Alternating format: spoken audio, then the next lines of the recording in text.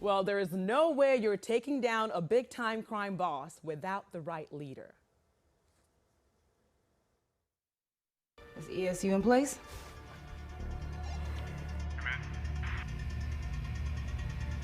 Chambliss, we're 84. ESU is confirmed. Okay, so the most important thing, do not jump until Sloot records the transfer of cryptocurrency from Silvano to Wheatley's account. You look to me for the signal, and we go in and we arrest him.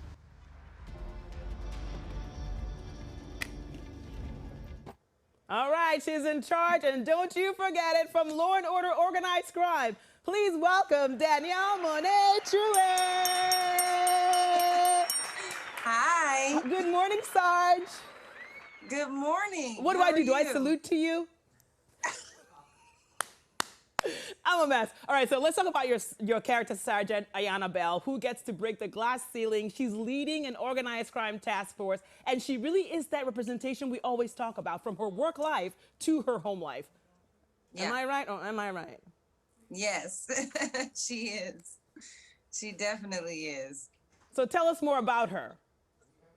So Ayanna, she's worked her way up the ranks over the years, and now she's a sergeant of this organized crime task force. She's been tracking Wheatley for several years. This is kind of like, she's been kind of obsessed with taking him down, and things kind of just align when Stabler comes back, and they're able to kind of put their heads and their efforts together to take him down. She also has a beautiful wife who is pregnant with their first child, so she has a lot of things on her plate, not to mention, her nephew was assaulted by the police.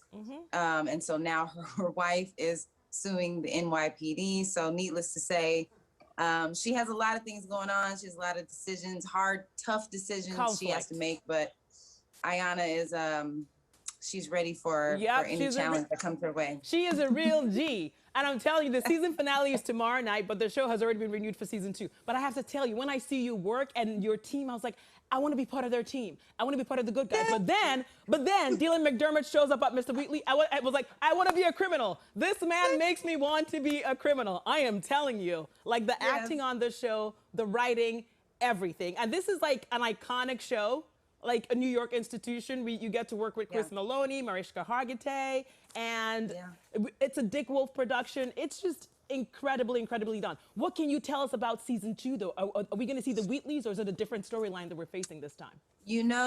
I don't. I wish I had something to tell you guys. I don't know. I mean, once you see the finale, I think everybody will have a slightly more of a good idea of maybe what season 2 might entail, but I can't give it away. I gotta let you guys see.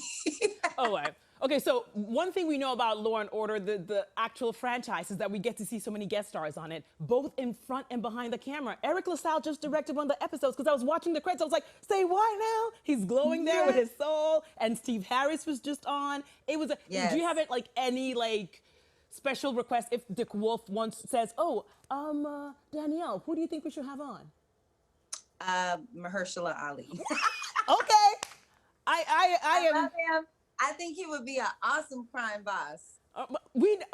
He would too. He totally would. Okay, so you act, you sing, you dance, you've done theater, and you also have an organization called Be Eternal. Is that what it is? Tell us about it. Yeah. It's called The Thriving Artist, or Artist Empowerment, where I do these talks with other friends of mine that are in the business that inspire and encourage artists to just stick in there, take ownership of their career, and to help make their dreams come true. Has been a long journey for me, and I know without encouragement from peers and friends, I wouldn't be where I am today. So I've always had a heart for artists, to encourage us to do the best we can with what we have, whatever we can control, focus on that, and the things that we can't control, just wait for it to come to you. So okay, first of all, let me tell you, your job as an actress is to transform. You totally transform with your character. I'm just saying, because when I saw the episode, I was like, wait. And then Who people, is that? you know, sometimes people probably wouldn't even know that it's you. You can get away because they're like, Oh. wait a minute. Nobody knows it's me. When I'm living my regular life, they're like, what do you do when people notice you on the street? I'm like, nobody notices me on the street because I don't look the same with that wig. Like, I love my little short wig, but I do not look the same in my normal life. So it'll take some time. No, it's fine. And her lipstick isn't popping like yours is. Keep it popping, sister. Keep it popping. We are so proud. You do amazing work. I'm going to come be part of the team because I know you guys shoot in New York. Cannot wait Come to on, see. girlfriend. We would love to have you. Okay. Be careful what Come you hang out say. with us. At least come to set when this COVID thing passes. Come You don't hang have out to with tell us. me twice. Trust me, you do not have to tell me twice. Criminal over here, I will show up. Everyone, the season finale of Law and Order Organized Crime airs tomorrow night on NBC. Thank you. Thank you so much, Danielle. Such a pleasure to meet you.